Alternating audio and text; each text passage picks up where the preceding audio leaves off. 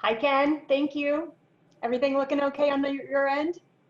Everything's great. Great. Well, thank you so much to Chris and Molly. I am huge fans of both of you, so I'm so excited to talk about both of your stories. Um, Molly, your life has been like a made-for-TV movie, and then you turned it into a movie that won an Oscar.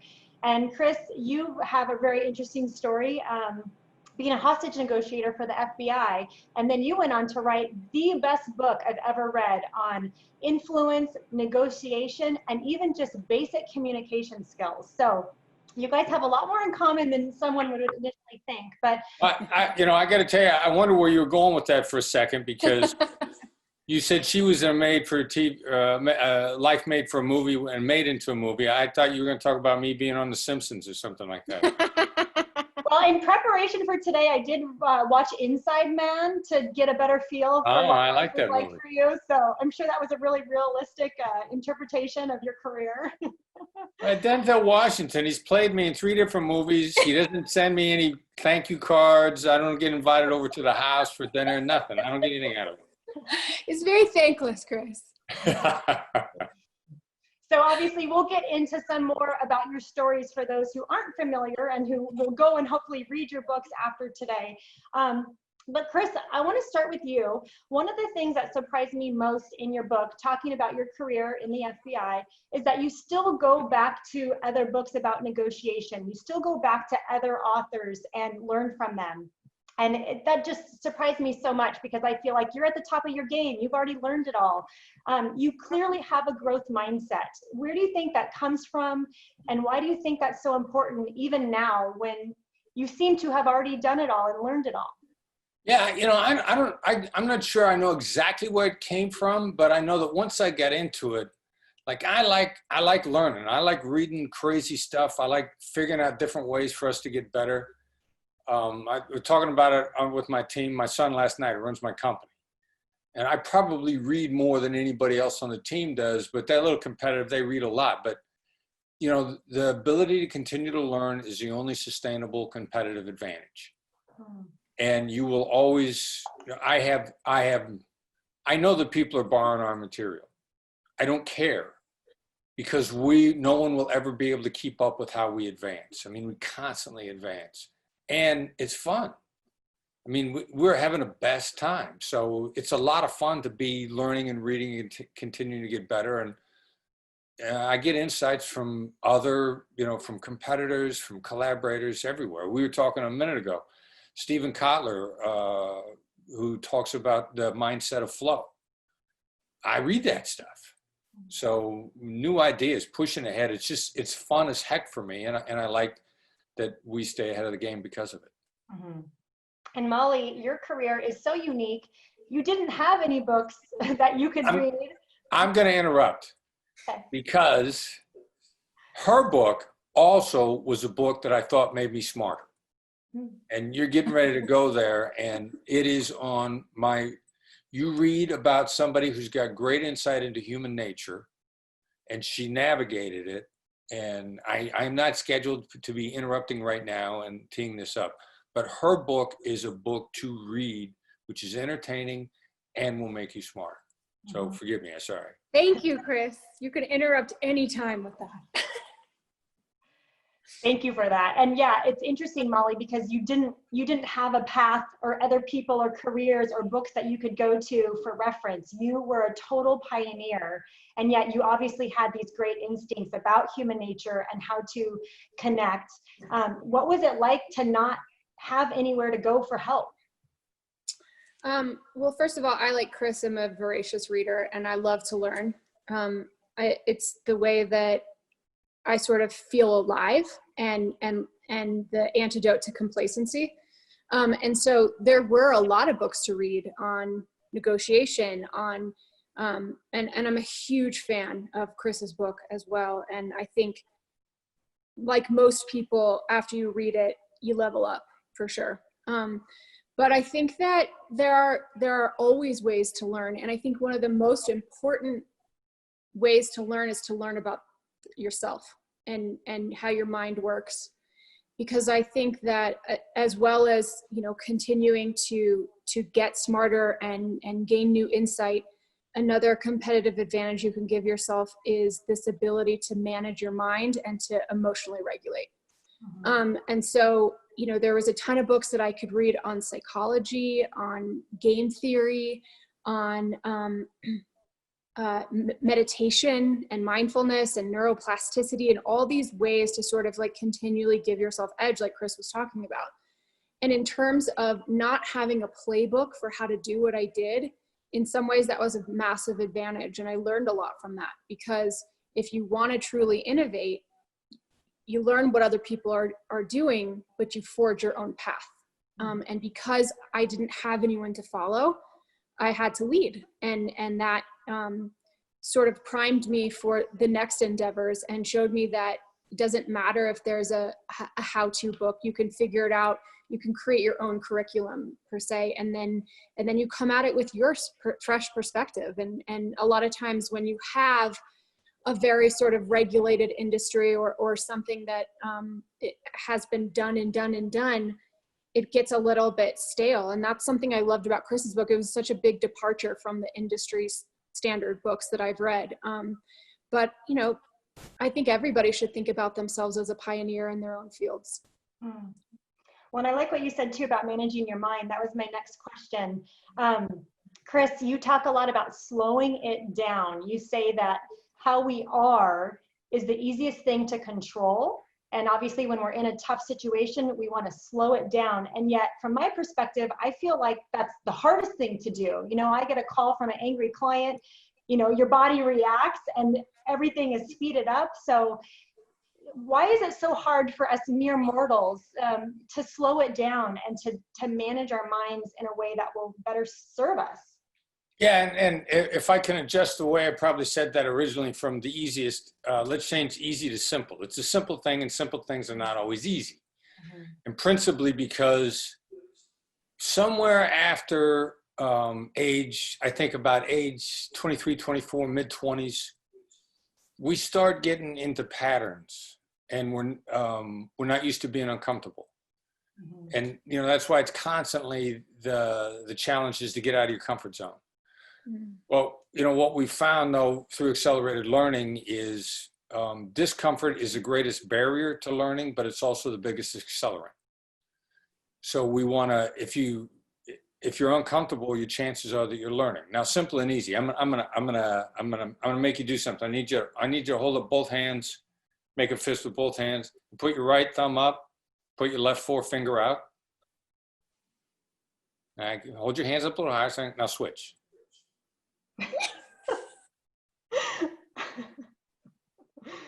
You got two thumbs up. You didn't switch. Oh no, you got, okay, now switch back. That's way harder than I would admit. All right, thank you very much. Thank you for playing. All right, so that was simple, but difficult. That's an exercise that we put people through on a regular basis. That the feeling of discomfort in your head, what I love about this is you are actually building a new neurosynaptic connection at the moment. That's what that feeling was. It was, and Molly talked about neuroplasticity a few moments ago, which is we can do crazy things with our brain if we make our brain do it. Now, I could teach you, I could run that down one simple step at a time and have you doing this really quickly, really shortly. If I broke it down, all right, first just feel what it feels like to put your thumb up. We could break it down real quick and in very short order. I could have you doing that. And if I broke it down in simple steps, it'd help build your brain. But you got to practice. Skills are perishable.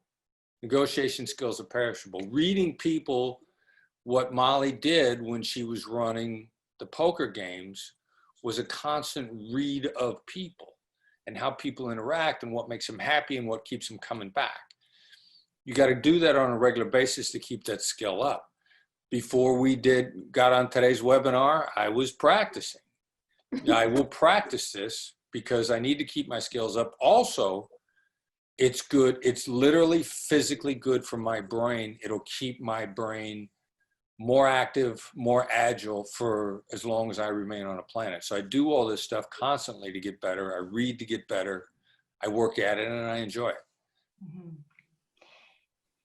Going to switch gears a little bit, but hopefully keep this all related. Both of your histories, your careers are just so unique compared to normal people who, you know, sit at a desk and do different industry jobs.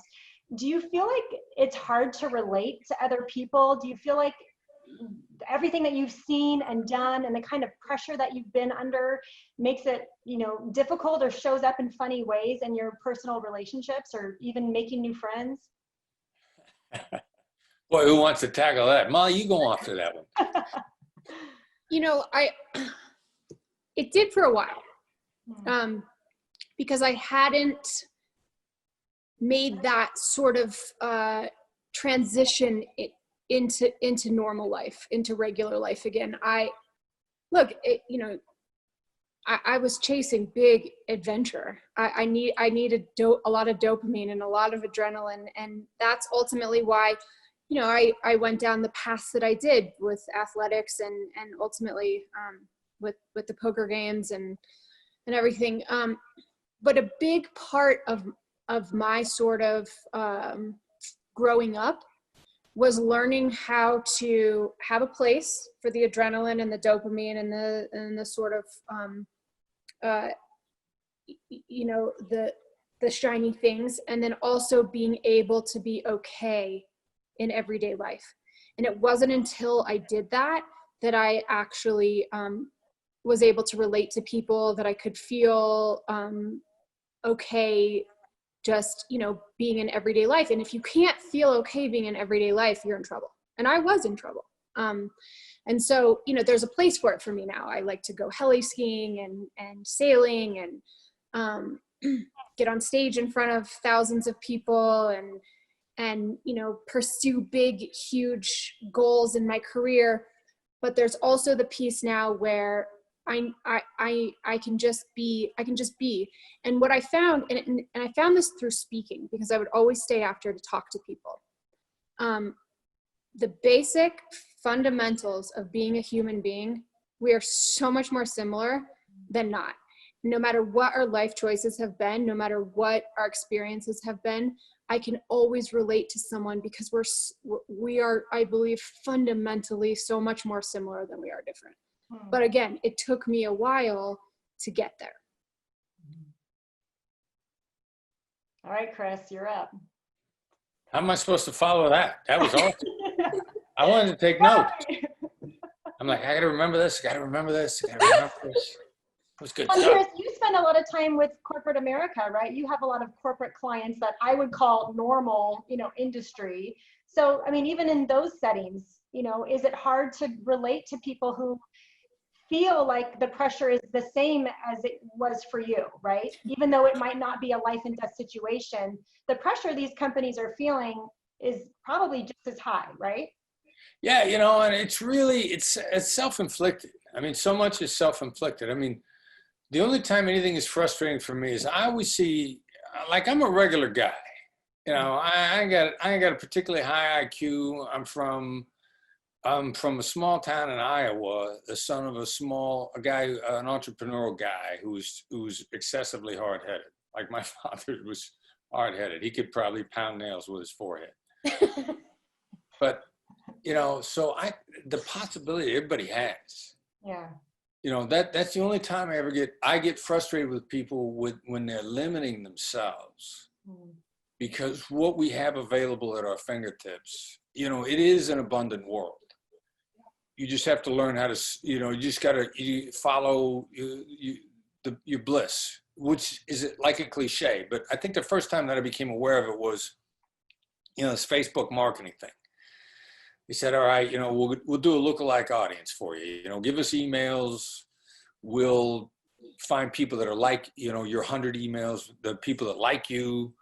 We won't tell you who those people are, but we'll send ads in their direction because we know they're your people, so to speak. You know, it's matchmaking. So we sent them 100 emails and they come back and they go like, you know, there are 2 million people like this in the US that are waiting for you right now. I'm like, there are 2 million people out there that are just waiting for us. So if you can screen it, you know, whoever you are, your tribe is at least 2 million strong. Mm. That's a lot of people. Mm-hmm. So just, you know, look for them. They're there. And the people that aren't aware that they have that many people tailor-made for them on their side, and they're afraid to accept that. I get frustrated by that, because I look at somebody and I go like, there is an abundant world here for you if you let yourself see it. Mm-hmm. And that's the only time that I sometimes have trouble relating to people, when I see so much more in them than they see in themselves. Mm-hmm. It's back to that growth mindset that you have. Yeah. Molly, back to you. I remember in your story, there was a time when you really isolated yourself. You couldn't talk to family. You kind of lost your friends. You were so engaged in pursuing these amazing goals and being very successful, but it got very lonely. And I'm curious if that has led you to what you're doing now. Will you tell us a little bit about your app? Sure. You know, I was always kind of, maybe it came from being an athlete in not a team sport. I just thought I could be like a soloist and a warrior and not need anybody, which ended up being very wrong. And it wasn't until I sort of acquiesced to the human experience and realized that I need people. You know, I need my family, I need friends, and I need my community, I need my tribe and people that understand who I am and what I'm going through. You know, that was a part of sort of recovering from this, you know, from what happened to me or what I put myself through. But what I want to do with this app now, and it's kind of an app and kind of a game, is the thing that fascinated me so much about these poker games, right, is when you take away the gamification, when you take away the layers of incentive, of monetary reward, the gamification layer, what I had was some of the world's richest, most famous, and most powerful people basically doing accounting, right? So it was just this fascinating thing to me. And as I progressed into the world, as the movie came out, and as I started speaking on stages, and as I had my own sort of transformation, where I talk about this, I had to fix things from the outside because I was broke and in debt and a convicted felon and you know, all the things, but I also had to fix myself from the inside. And so I did a deep dive into psychology, into neuroscience, into meditation, into Buddhism, into some of the 12 steps and all this stuff. And so I've got to this point where I was able to fix it from the outside and the inside. And then I go into the world and I see that a lot of people are trying to have transformation, and they're trying to do these things, but the work is really hard, you know? And so my experience through gaming is, well, what if you wrap it in a game layer? What if you make it a more engaging process to have people take these actions? And so what we're doing is we're trying to create this new behavioral technology that's about gaming and entertainment, but that's just the layer that it's wrapped in. And you have people taking these actions, whether it's meditation or gratitude lists or all these things that have been shown to move the needle forward. And so, yeah, I mean, I think more than not wanting to be alone or whatever, it's more about wanting to impart and share the things that I've learned, but wrapped in, you know, a more engaging and enjoyable process. Mm-hmm. Thank you. We're excited to see that as it develops. Thanks. And reminder to everyone, please chat in your questions if you're thinking about things that you want to ask. Ken is going to be moderating the Q&A section or in the chat box. So let us know what city you're in and what your question is, and we'll get to those in a little bit here. Let's talk about risk. Obviously, you both were forced to or chose to take a lot of risks. And I know, Chris, for you, you were trying to minimize the risk a lot of the times in the situations you were in. And you also both talk about fear. I remember, Chris, you said that the fear never went away for you. And Molly, the last time I saw you, live in an actual conference room with all these other people, you said that nothing really scares you anymore. You've kind of been through it all. So I'm curious what you both think about fear now. Maybe you've changed your mind, and how has fear served you throughout your career? Yeah. Well, it's kind of, what are you afraid? I figured out that what I'm most afraid, fear fuels me. I'm afraid of being afraid. Like probably you could get me to jump off of a building if you call me scaredy cat. So, I am that sucker. I'm in the Philippines. This guy shows up. He's got this thing that he wants to see if I'll eat it. It's been buried in the ground for a year. It's a duck egg. It's supposed to be, this traditional medicine. And I'm like, yeah, give it to me. I'll eat it, because it was like scared if I didn't try it. So fear is an interesting thing. Fear can either take you down if you let it, or it can kick you into a higher gear. And I think at some point in time, a lot of the stuff that Molly was talking about, however you're working on yourself, you're understanding how you're wired, how you tick, whether it's mindfulness, whether it's meditation, whether it's, I'm very much into the study of flow. I would say that Molly probably locked into flow when she was running her games. She probably absorbed everything and was fascinated, just what traditional athletes used to call being in the zone.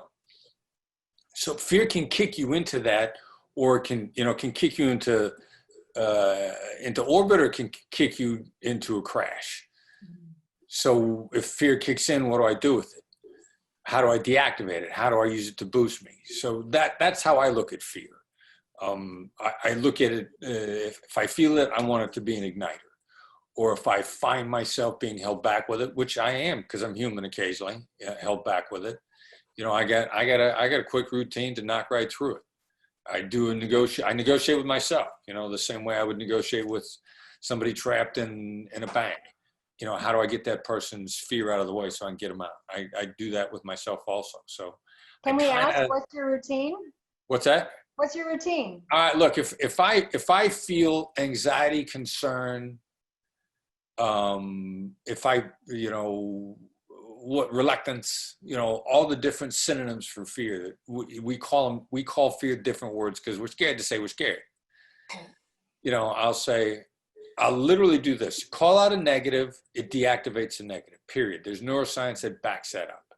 And I ain't Chris Voss saying this is actual neuroscience. So if I feel a reluctance, I'll say to myself, I'm scared. I'm scared. I'm scared. F it, I'm not scared, let's go. Mm-hmm. And I call it out 3 or 4 times until I don't say F it, I use a much stronger word, but I'm ready to rock. If I call it out, it deactivates it. I just deactivate it till it's gone. And now let's kick into gear and go.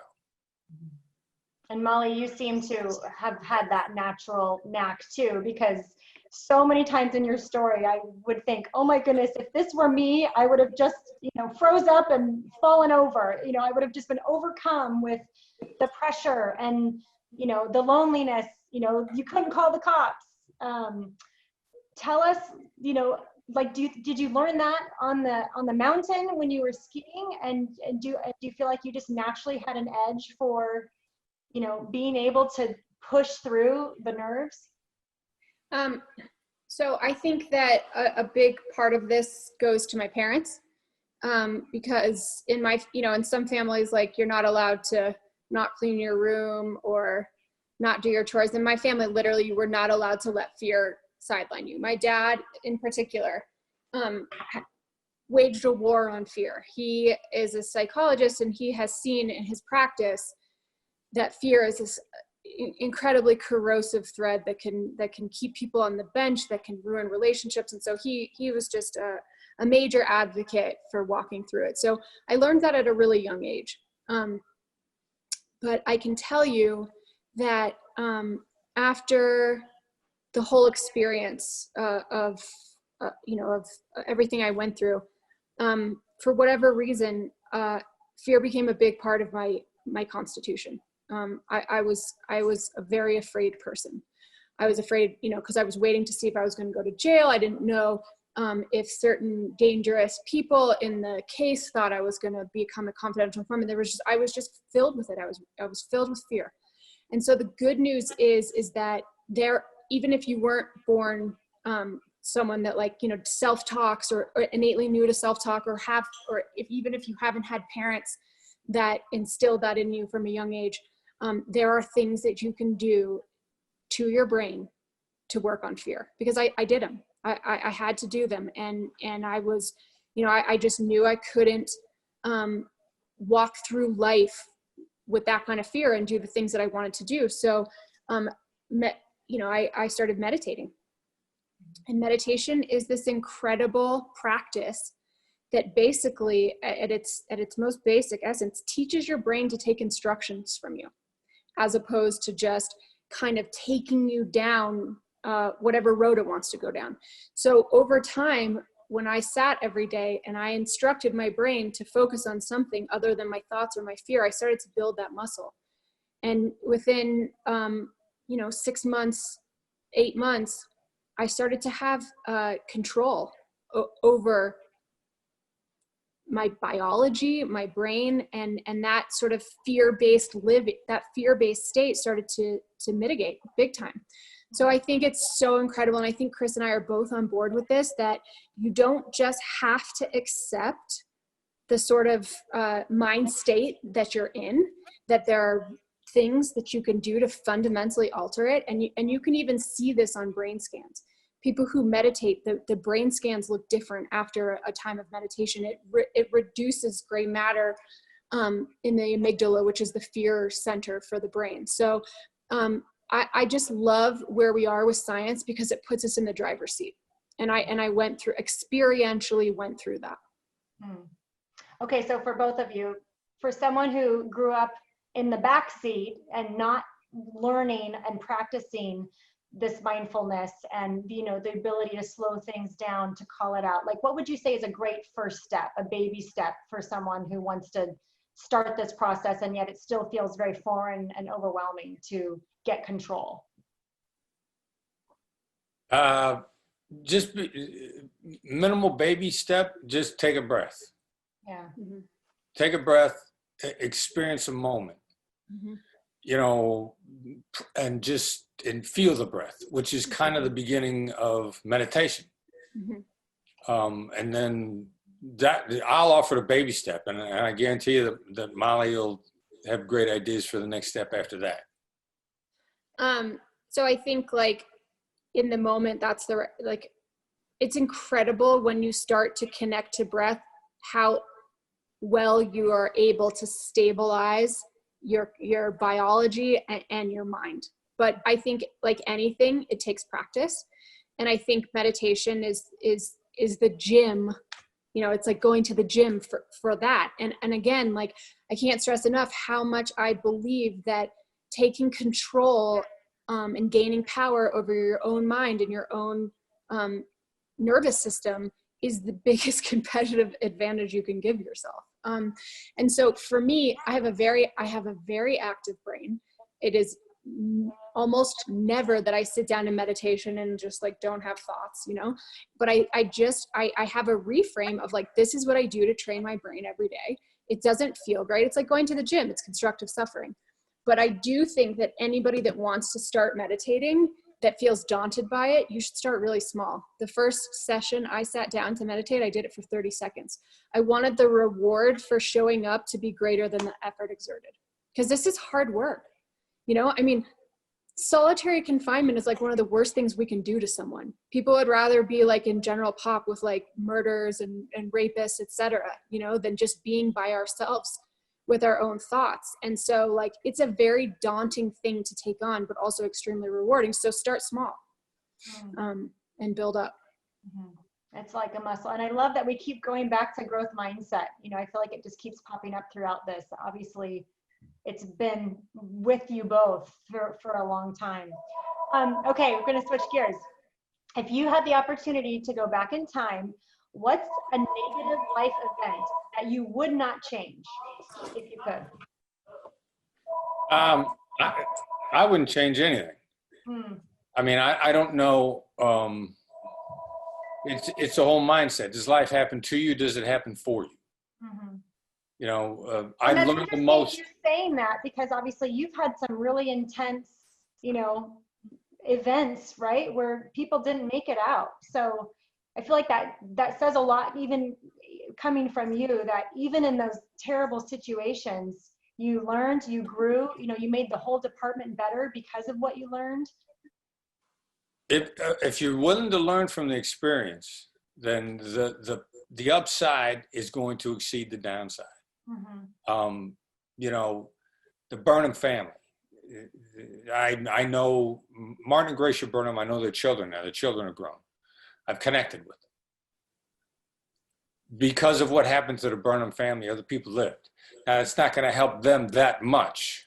And they are enormously spiritual people, and they probably take some solace in the fact that what happened to their parents made other people live and made the FBI better. But I would never expect them to say, well, yeah, there's an upside here. Right. You know, but we got better. Martin Burnham's death saved other people's lives because of what we learned as a result of that. Mm-hmm. So, you know, the most negative things in my life have always led to better things. And since I believe in that, then that stuff comes around. Mm-hmm. Mm-hmm. I Molly, agree. I think I know what you're going to say, but would you change anything if you could?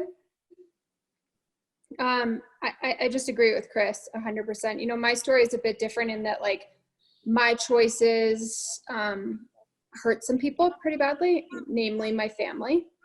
And, you know, if there was any way for the same, and it's all fiction anyway, right? Because we can't change it. But I do still grapple a bit with the hell that I put my family through based on the choices. But for me, I'm with Chris 100%. I mean, you know, you don't become who you become in the easy times. It's walking through the fire, you know, that gives you that substance. Have you found that you guys are kind of rare birds in thinking about this? I feel like humans in general spend a lot of time thinking about regrets and things we could have changed and wishing it was different. Do you have a lot of like-minded people around you, or do you feel like you know, you're unique in this perspective? The cool thing for me has been let me be Mitt Romney. Yes and no. It's a good politician right there. Sorry, Mitt, if you're out there, I apologize. Again, it's your tribe. You know, what you're into, what resonates, what you resonate with, what you grow to. I'm finding more and more people coming into my life on a regular basis that think like this, and I'm enthusiastic and blown away. You know, Molly and I just crossed paths fairly recently. I'm blown away with who she is and what she believes in and what she's done and where she's going. And I want to learn from her. I don't want to collaborate because it's going to be cool. It's going to be a lot of fun. And so if once you start sort of following your path, while most people you encounter are not on your path, you're going to encounter a lot that are, and they're going to start falling out of the sky.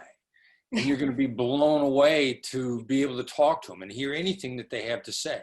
And then find out, you know, I read in one of Tim Ferriss's books, he said, everybody that's successful is deeply flawed. Mm-hmm. I mean, at first then learning that people are ridiculously successful and not perfect. I mean, they got some parts of their character that you were going to go like, that is screwed up. I mean, you are a mess. You're sad. You need meds for that. You need something. And there's a little bit of a relief for that too. So people start falling out of the sky. They're a minority, but there are a lot of them. And it just becomes a great journey. Mm. And can I just talk about the meaning and significance and full circleness of Chris, this like lauded, revered FBI agent, saying those words about me? I was arrested by the FBI. I know, we were trying to figure out how, like, what's the connection? These two people seem so different. And then it was like, oh no, they both have experiences with the FBI, very different. We were in the same industry. She was a client. I was a service provider. You know, we had a different experience. It was the same industry. I mean, is this real life? Yeah. It's not for most of us. Right. Hopefully. I think that, I think I agree with Chris in that there are always going to be people on both sides of the coin, you know? And it's the more you start speaking out and the more you start pursuing sort of this bigger picture and less of life as black and white, and, you know, sort of fostering understanding and curiosity as opposed to like steadfast opinions and just being open to learn and open to the bigger picture. Your life and the composition of who is in your life starts to change radically. And, you know, I think I have met a lot of people that are grateful for the dark times. But those are the people that have used those times as opportunities and have come out the other side, and they have real wisdom, you know. And it's never too late to retroactively go back and use those as opportunities. You know, you can be mired in resentment and regret and feel like a victim and everything, and you get to still have that transformation and have that redemption if you're willing to do a certain type of work. So I don't ever think it's too late. And I think the people that speak about that give a lot of hope. Thank you for that. This kind of relates to a question that came in. What framework do you both use when you're going to decide what's next for you? And Chris, remind us, how long have you been out of the FBI? I left in 2007, so Okay. coming up on 13 years. And Molly, it's been a little while since you ended your business. And Molly, how long ago did you leave the FBI? I'm sorry. The FBI and I had our little farewell in 2013, April. so how did you both kind of decide what was next, and how long did it take? And then do you even have thoughts about a future step that, you know, might come later on? Ladies first. So it became really clear to me really quickly that I needed a rebrand. After Molly's game, the actual business fell apart. And I really believed that that rebrand would come through storytelling. And so I started writing that book almost immediately, which has its upsides and downsides. The movie came out in 2017, and everybody said, you should have a plan for what you're going to do. But I didn't. I did not have a plan. I did not know, you know, I had spent the last however many years cleaning up this extraordinary mess, trying to figure out how to be okay, both internally and externally, dealing with getting sober, dealing with all this stuff, dealing with one fire after the next. And when the movie came out, I had no freaking idea what I was going to do next. And everybody was like, you're missing such a huge opportunity and you have this move. And I didn't know, but I couldn't fake it, you know? So I had to just be in the world for a while. So, you know, I have tried in the past to do something because other people tell me I should do it, or to create like something, but I need that. And there's this line in this documentary, this sports documentary, that rage to master. I need to care so much about something that I'm going to put everything I have into it, because things are hard and you gotta be willing to fight. And so I had to get in the world for a while. And now I know that I want to create storytelling and gamification to help people change and transform their lives. And I'm following that. And I care about it so much that I'm obsessed with it. And I think about it all the time, and I read about it, and I do research, and I'm like studying video games and studying movies and studying like Buddhism and how you like, you know, like on all these different things. And I just care so much about it. But I didn't in 2017 know what I cared about. So I'm a big advocate. If you don't know, just get involved. You know, just walk through the world and see what you care about. because everyone told me that I was making the biggest mistake of my life by not knowing what I wanted to do in 2017. But I was like, I don't know how to fix this mistake because I don't know. Well, we're glad with where you landed, at least for now. Yeah, of course. And Chris, how about you? When you were coming upon retirement, you know, what was that like to figure out what to do next? I had a pretty good idea of the direction. And as I started listening to Molly, I mean, I think it's very similar. You know, I think she got some Captain Kirk in her. I remember a Star Trek episode where they're like, Captain, where are we going? And he was like, I don't know, that way. Let's just go that way, see what happens. You know, and so yeah, it's kind of been the same way. I knew, you know, what I wanted to dive into, but I didn't know what it was going to be like. And you know, I've learned a lot. You know, the difference between leading a team or being on a team. You know, do I want my team to support me? Do I want to support my team? Little stuff like that. And so I found that slowly accumulating a team around me, starting with my son, and then good stuff just starts to happen.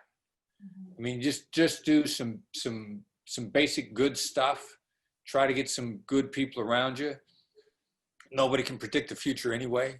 You know, I think General Eisenhower, later president, famously said, no plan ever survived the initial contact with the battlefield. So things are going to change anyway. So either you have a plan and you don't know it because you're acting on instinct, but that in fact is a plan. Which, you know, I'm a little bit more in that direction, but now I get people around me and we feel like we can handle anything. We learn, we're coached, we coach, and we are coached. We're coached on several levels. And I feel like my team, and which is very much the way I felt in the FBI, when I got a good group of negotiators around me, I mean, I literally said to the head of the New York office, put us anywhere, give us any problem. Me and my guys will handle it. And I kind of feel that way with the team that I have around me now. Put us anywhere, give us any problem, we'll deal with it. I remember Molly in her story talked about having the illusion of control. Chris, how often, like in the midst of a negotiation, did you feel like you guys had control, or feel like you were just wanting to give the other side, you know, the illusion that you had control? Yeah, well, secret to gaining the upper hand in a negotiation or in any dynamic is really giving the other side the illusion of control. It didn't matter whether you had it or not. You were just making them feel like they were pulling the levers. Right. There's a difference between the process. You know, how are you guiding the process? Understanding that it's going to go sideways at times, and then go like, all right, so it's going to go sideways. It's going to probably go any one of 5 different directions. And so, all right, let's find out which one it is. And then just be willing to adapt into the moment, and then feel like whatever process you're bringing to the game, and everybody's got a process. You may not have quantified it in your head, but everybody has a process. If your process is to ad-lib, you get good at ad-libbing. Reading the situation, taking cues from the environment, that's your process. And if you learn from it, then your process is always getting better. So, you know, I got into the process aspect of it, and it went really well till it went bad. And then I realized what I've been saying all along: the best chance of success means that there's gonna be failure. And I remember when it went bad in the Burnham-Sabero case, I said, well, I've been saying for years, best chance of success, which by definition means sometimes it's gonna go bad. Right. If I've been saying that, I got to be willing to live by the words I've been saying. So that was kind of it for me. You have a really popular masterclass right now that is really hot with women. I don't want to put you on the spot too much, but I'm curious if you have a theory as to why women like this. And I also want to ask about tactical empathy. Yeah, so I love that. The one thing that I love, it's the most popular masterclass, number one. But to me, it's even more important that it's popular with women, because women like Molly are hard to find. Now, she would be exactly the kind of person that I would want to read the book, take the masterclass, by and large, in sort of in the observable space, women are not attracted to learning about negotiation. And I think it's mostly because of the mystique of negotiation is from a lot of bad negotiation, which is demonstrated by the attacking, demanding, leverage-seeking, pounding, insulting negotiator. And, you know, for lack of a better term, the current poster child for that is Donald Trump. Whether you like him or not saying good or bad, but that's a poster child for a negotiator. And by and large, women don't want to be that guy. Right. They would like to be successful, but they do not want to be a raging, name-calling person. So publicly, we have trouble getting women to buy the book. But those that do, we want to find out about them because they tend to be really unique, interesting people, which is what Molly is. And then now suddenly the masterclass thing comes along, and masterclass is blown away by how much it skews to women also. So we're like, all right, so this is interesting. We have sensed that there's some real pent-up demand, how to be a great negotiator without being a jerk. Right. And wanting to learn it in an environment where there aren't people around them saying, you got to be more demanding. You can't be weak. So just utterly fascinated and completely delighted at how popular it's been with women, because there's something really special about that. And in my view, the more women involved at every levels of the workforce, the more competitive, the better we're all going to be. So I encourage massive success from women and minorities, because it's going to raise the tide. Everybody's going to get better. Yeah. Well, we can just end there. That's a perfect way to end. Actually, no, we're not done though. Let's pretend it is Saturday, January 2020. Saturday, January 2020, and you could go do anything. What would you do? Me? I have to go first? Like anything in the world? Yeah, it's January, so you know everything's open. Yeah. I would probably want to do like some sort of crazy adventure trip. You know, like trekking in Nepal, or I mean, that's like the thing that I missed, you know, being able to, one thing speaking has given me that's so incredible is I've gotten to travel the world and go to places that I generally wouldn't go and under different circumstances. And it's just, it's, you know, I live for it. So I'd probably want to like do some crazy adventure trip. All right, Chris, you bought yourself some time, so. It's exactly what was going through my mind too. I mean, like what, you know, am I going to go jump off of a building, or is it going to be straight adventure? Like, you know, most of it would, like, I mean, it would either go clean up the trash on Everest, or clean up the trash and go up the North Face. Oh, I like that. I'm in for that trip. We got to plan that. Yeah, we'll put that on the to-do. And then in the last few months with everything being locked down, what's something that you've actually been enjoying that has surprised you? Who's got to go first? You go first, Chris. All right. Finding out how many people actually want to interact on Zoom when, you know, the virtual environment, there are some people that prefer it. It fits into their life. If we can put it in the right time segment, it's going to add so much to our world, learning how to interact here as a supplement and as an alternative. Both, we're forced into it now, and the world is accelerating in a really rapid pace. 2020 is going to be one of the biggest accelerations of the last couple centuries in one single year because of what we're going through. And this is going to be one of the accelerants to the world that we're getting ready to live in as soon as the pandemic is over. And I'm really fascinated at learning from it and finding the number of people that are like, you know what, I never liked going to conferences. I don't want to stay out late at night and drink and then be hungover the next morning. All that was just nonsense to me. This is exactly what I want. And I'm getting a kick out of learning about this here. This is hard for me. I'm used to being on the go all the time, seeing new things, having these experiences. But, you know, I think what we talk about here, like this is where sort of getting okay with discomfort is applicable to literally any situation that we have. So I've been leaning into it.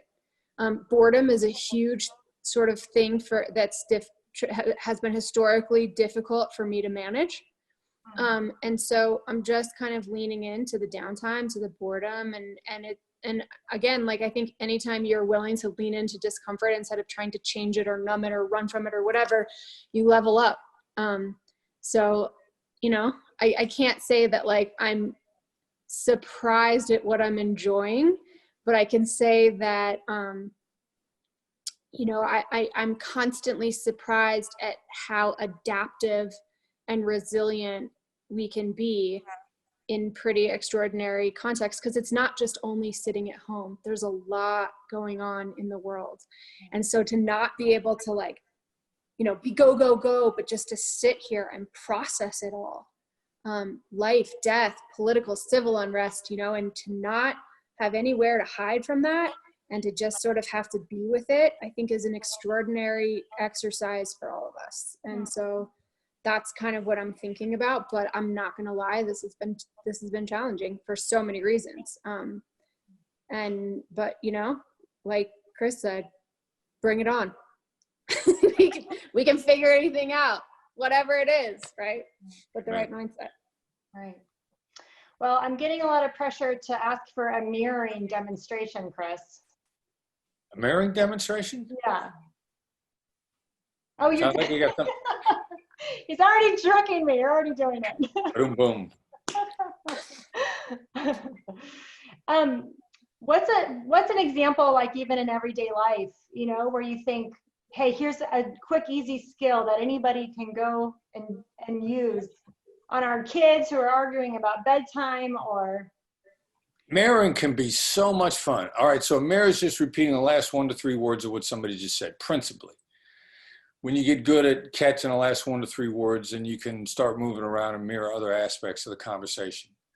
But, you know, and it's that simple. And again, simple, difficult till you get used to doing it. And people in their mind, they're horrified that, the other person's going to notice. And they never do. I mean, and how do you find out? You just practice. So a couple of years ago, my son and I were teaching 2 days of negotiation at a yoga retreat. Now, I know I did not wear a lime green yoga outfit at the yoga retreat, but we're like, and of course, the other reason for being there was principally women. But then there was this guy, we nicknamed him Johnny Mirrors. Now this guy, that all he was doing was mirroring constantly.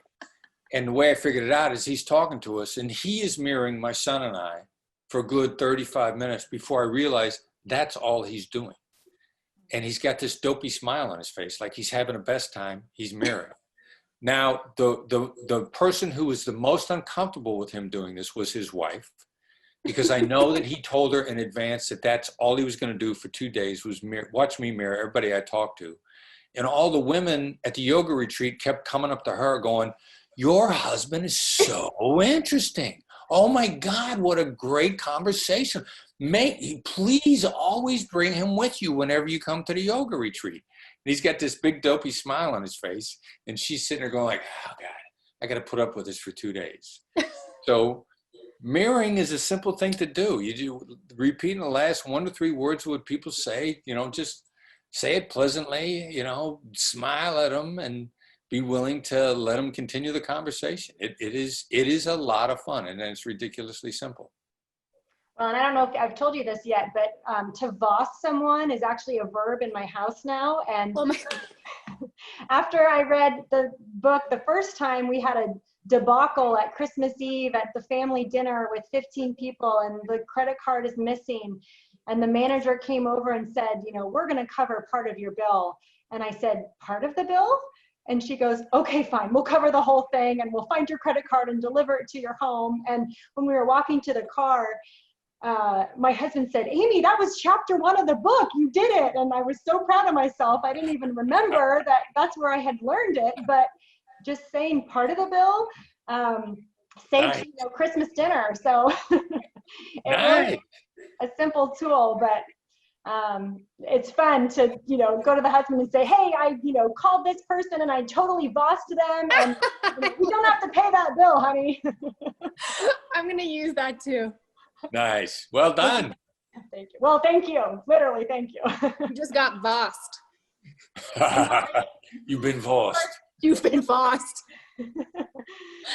That's And awesome. Molly, your story has so many instances too. I think, again, I mean, this is just so interesting how your stories are so different, and yet there's so many connections with that growth mindset. And you just had that knack too for, you know, being in a really tough, stressful situation and knowing how to make other people feel like they were in control, that you were on their side, wanting to help them. You both, you know, could clearly start a consulting company together. So we'll be very curious to see what you both do next. Obviously, we'll be looking out for that app, Molly. I'm watching the time here, so I want to be sensitive to your time, but any final thoughts for corporate America as we move on?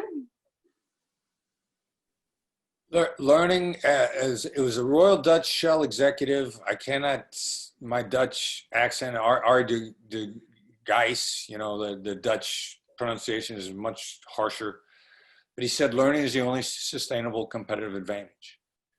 I mean, just encourage your people to read yourself. You'll live longer. You'll be happier. You will have a more successful life. I don't know if there's any downside there. Read good stuff. Read Molly's Game. That is an awesome book. Finding entertaining and educational reading is hard. I like to read that stuff in the evening, and I loved reading Molly's Game, and I read it in the evening. I thoroughly enjoyed that book. Get that book and read it. Wow, thank you. And you know, I guess from my perspective, you know, I come from an athletic background, and training was everything. And I think as human beings, we need to train our minds and also to some extent our character. It's easy to be in corporate America. It's easy to be in sort of situations where you're constantly tried and tested, and to lose sight of the things that you care about. And so for me, I think a meditation practice is a huge advantage. And also I have a character practice that at the end of the day, I just look at how I showed up in the world, and where I need work, I do work. I realized that without that spot check, I can get off track. And that sort of is what keeps me on the path. And I've just found extraordinary value from that. And in contrast, extraordinary chaos from not staying on check. And yeah, you know, I was saying to Chris that I mentor a lot of young women entrepreneurs, and required reading is Voss's book. And for me as a woman, the thing that it helped me overcome and get right with was I have that people pleaser in me, you know, and that was always sort of a big obstacle, because I wanted to do the right thing, and I wanted to feel good at the end of the day about who I was in the world. And I didn't know how to do that and still be a powerful negotiator. And Chris's book helped me figure that out. And also just completely, you know, and the more I listen to him talk, I think that there's many more books in him, you know, like he just has so much wisdom and information that is so practical. That's what I love about it. It's so practical. You can read this and you actually level up. You become a much better version of yourself. It's not just coffee book quotes, you know, or like his own personal experience. It's so practical. And so, yeah, big fan of Chris Voss. So happy to do this with you, and obviously huge fan of BigSpeak, and thanks for having us. Such a pleasure. Thank you both. If you haven't read their books, get them today. The Audible versions are awesome. And like me, if you've already read them again, because there's so much in there and they're personally inspiring. They help at work and life and with your spouse and kids. So thanks, everybody. I appreciate your time, and we'll see you next time. Thanks, Thank everyone. you very much. Take care. Bye. Bye.